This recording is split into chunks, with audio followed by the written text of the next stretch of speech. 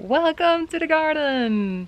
It is July and it's been a while since I was last in the garden. Last time I was here is when we bought the place, which was in April, in the middle of April. So really May, June, yeah, 3 months ago. There was a lady who said she was going to take care of the garden and maintain it, grow some things. And just really take care of it. Well, she did grow things, she is growing things, and she's somewhat taking care of it and managing it, but not really the way that I expected her to manage it. But good, that's my expectations, and yeah, she doesn't have to live by those. She can do it her way. But so today I want to go around the garden and show you what it looks like now. Let's get right into it. So when I come out of the kitchen, then there is this path with all the grapevines. And you can also actually see some grapes growing here, but as you can see they are not doing so well. I'm not sure what the reason is. I'm guessing they haven't had enough water. I don't think the lady who's taking care of the land is watering them, so they look very sad. Here on the sides we have some really pretty flowers, and here we have more flowers. I don't know the English name of these. Please tell me if you do. I know in Dutch they're called gladiolen.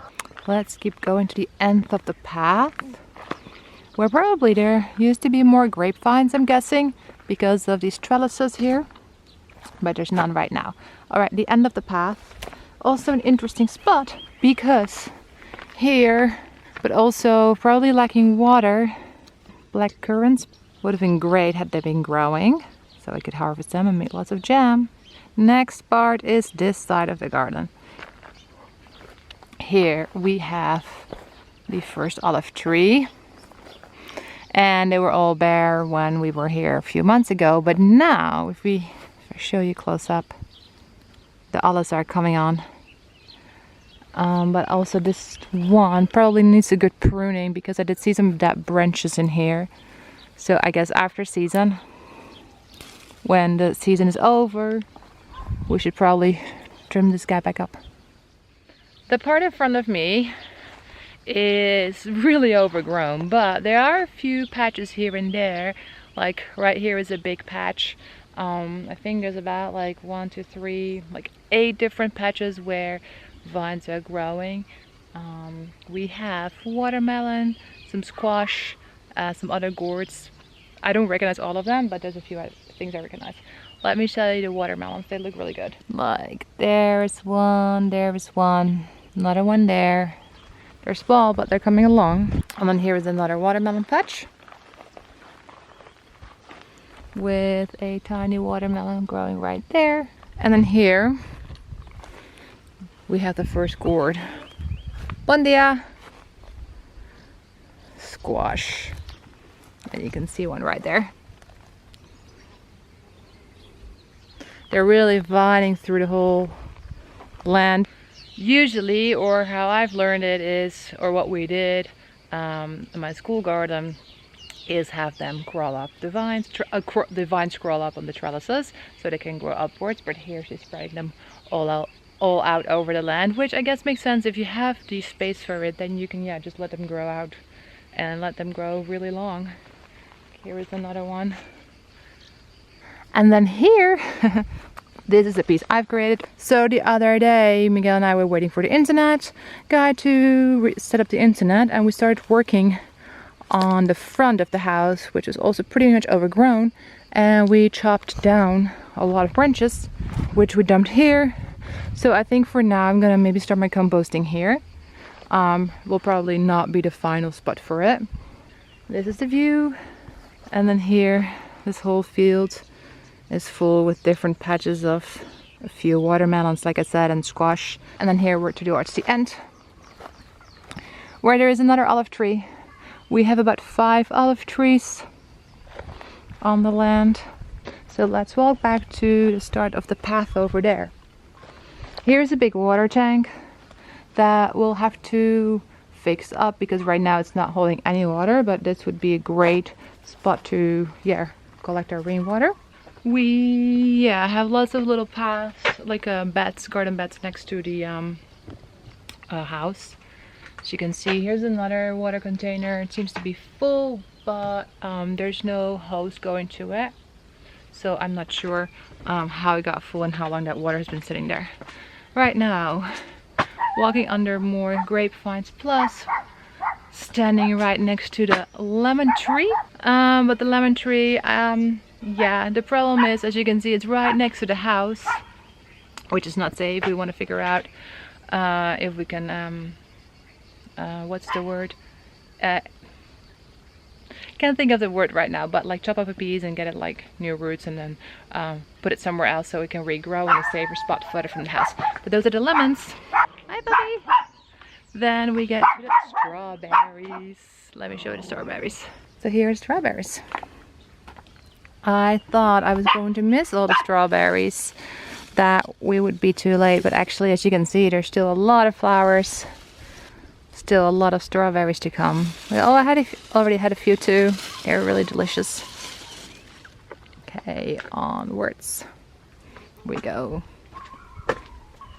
Oh, actually, let me turn around, because right next to the strawberries is this tree, which is full with, oh, it's hard to see, pears. There you can see the pears hanging on the tree. So yeah, we have a big pear tree full of fruit. And then here, this field, that is all chickpea, all hummus. So it's a big field of hummus and chickpea. So many of them, but I guess they're not ready yet because he hasn't harvested those yet. Okay, let's see if we can go to that side over there. Here is another pear tree. This one's easier to see, that there's already full with fruit, full with pears. And then this massive tree is a chestnut. So here we have lots of chestnuts growing. And then right there behind me is another olive tree. Let's keep going, or at least try to keep going, because like I said, it got really overgrown. It was very empty and very bare, just land and ground and soil. Nothing was growing on there yet. We could see some like little things starting to sprout when we got here in April, but now it's completely different. Behind me, all of this, I don't know what she had planted here. Here, this is all growing real tall. Because what I actually wanted to do, and where I wanted to go, is I wanted to show you the fig trees. But before I do that, let's look down, because here's a whole patch of beans. Made it to the fig tree. It's just not that far, not that hard to get to. Figs. So lots of figs, but they're tiny. There's a lot of them on the tree, but right now they're still very small. So we'll have to wait a while before they are ready to be eaten and get harvested. Really is a bit of a jungle. Oh, and then here we have another olive tree. But I'm not really seeing any olives on this tree. Oh, here, a few. Well, they're very tiny. You can see these are like a lot smaller. Yeah, this tree doesn't have nearly as many olives as the other one had. I wonder why that is. I'm guessing maybe because the lady who's taking care of the land said she doesn't really take care of the olive trees, because yeah, olives are such an abundance here that it's not really necessary. She doesn't need them. So maybe, yeah, the tree has been neglected for a long time because nobody has been living here really for quite a while. So yeah, maybe nobody has been taking care of them, like pruning them down, and maybe it's also being taken over by the fig tree that is right behind here, going everywhere basically. Okay, I'm gonna see if we can make it back to the path, because this was right in front of me. Like I said, a bit of a jungle.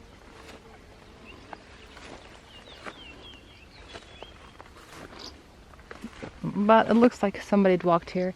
Yeah, see, all these berries here.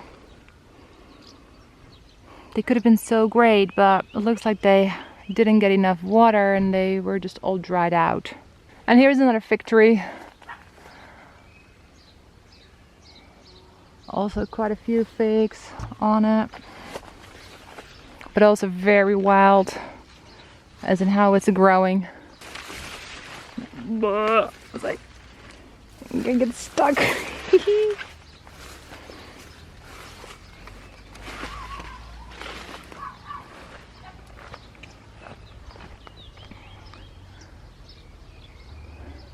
And it's all been overtaken by some vines. You can see there at the top, like it's not just the fig tree leaves, it's also other things going around it. So probably in the future we'll have to come here and whack some stuff down to give it some more space and to make sure it doesn't get overgrown. Alright, so we made it back to the path here. There is one last thing I'm going to do and I'm going to show you. Let's walk back to the entrance of the house. So the last thing I'm going to do is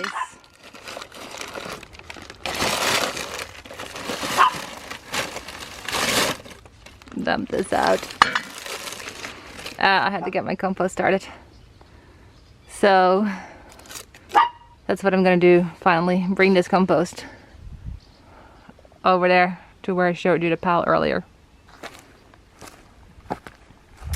Alright, here we are. I think I'm gonna move this around a bit and try to see if I can dig this compost under.